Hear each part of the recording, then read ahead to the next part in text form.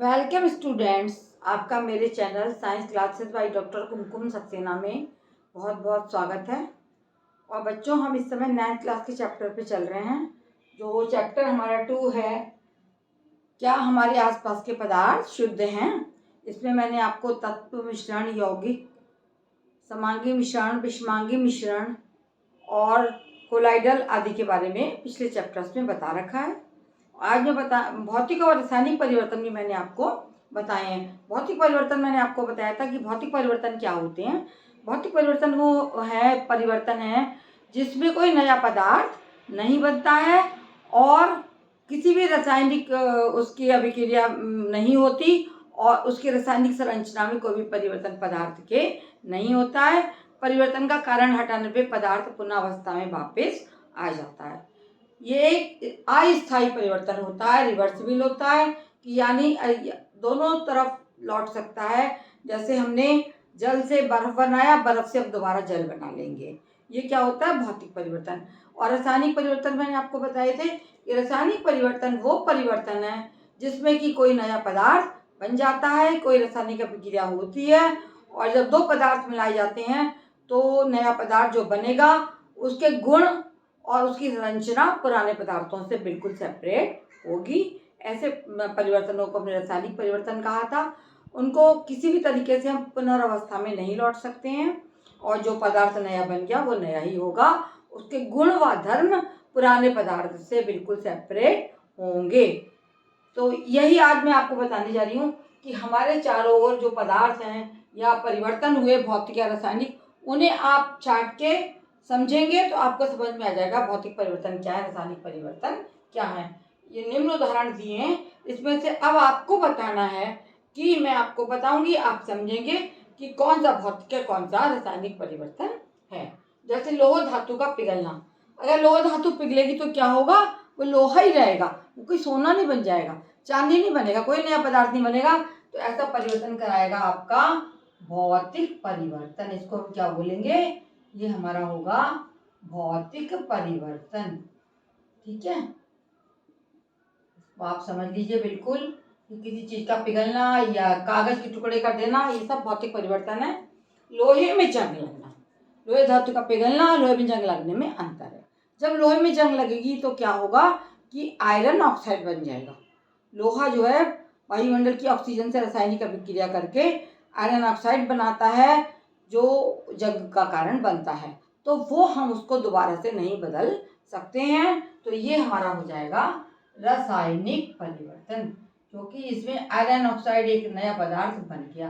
रासायनिक परिवर्तन, इस अंतर को आपको खूब अच्छे से समझना है, इसीलिए आपको ये उदाहरण में आप देखिए, आपको समझा दूँ। लोहे की छड़ को मोड़ना।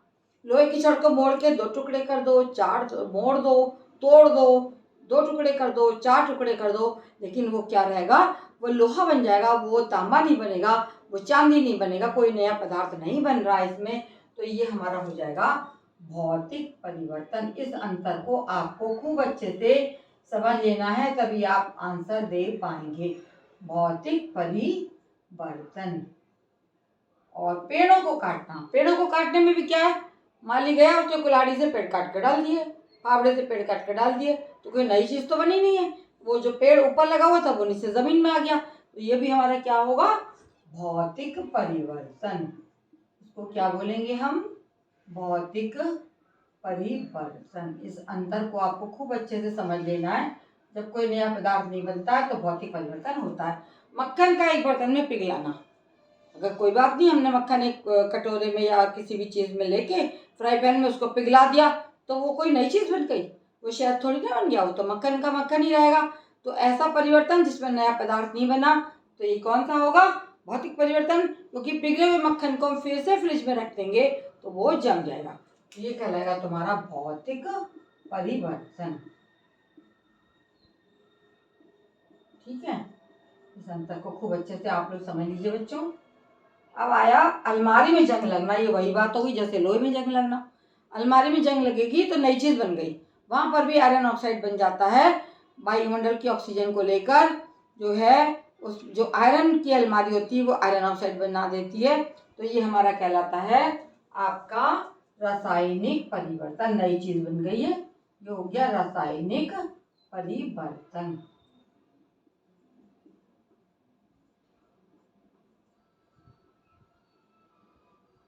अब आ गया ये जल का उबलकर वाष्प बनना, ये भी क्या है, ये भी एक भौतिक परिवर्तन है। पानी उबल रहा है, भाप बनता चला जा रहा है, तो ये क्या है हमारा, ये भी हमारा भौतिक परिवर्तन है, क्योंकि वाष्प को दोबारा से हम कंडेंस करके पानी बना सकते हैं, ये हो गया भौतिक परिवर्तन।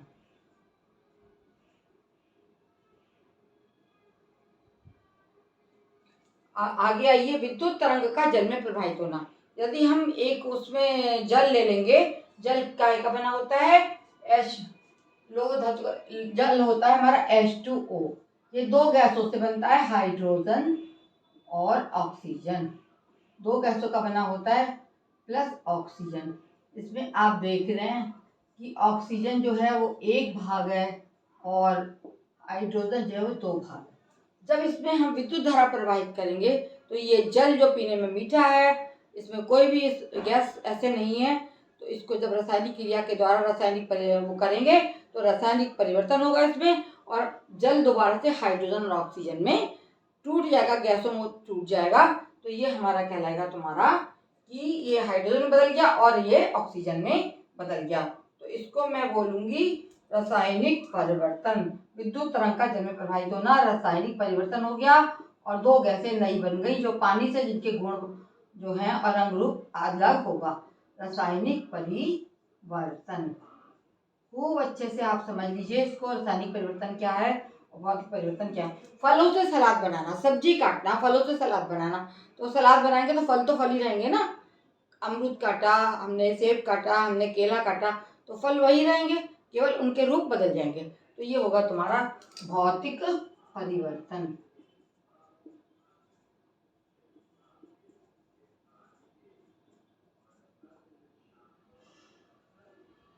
और लकड़ी और कागज का जलना, लकड़ी जल गई तो क्या बन जाएगी, लकड़ी जब आसमान में लकड़ी को जलाओगे या कागज को जलाओगे तो कौन सी गैस बनेगी, कार्बन डाइऑक्साइड बनेगी, और वो धुआं बन के उड़ जाएगी, तो ये तुम्हारा कहलाएगा रासायनिक परिवर्तन, क्योंकि लकड़ी जल के कार्बन डाइऑक्साइड कार्बन मोनोऑक्साइड में बदल जाएगी, नए पदार्थ बन जाएंगे, नई गैसें बन जाएंगी, तो ये कहलाएगा रासायनिक परिवर्तन। इसी प्रकार से बहुत सारे उदाहरण है बच्चों, जिनको कि लकड़ी का जलना, कागज का जलना रासायनिक परिवर्तन है, क्योंकि कार्बन डाइऑक्साइड बन जाएगी, कार्बन मोनोऑक्साइड बनेगी, कार्बन जल जाएगा और कार्बन जल के गैसों में बदल जाएगा।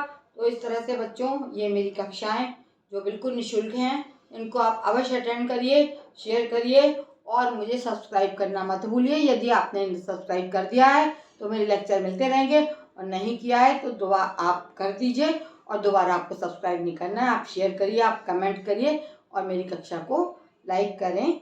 बहुत बहुत धन्यवाद।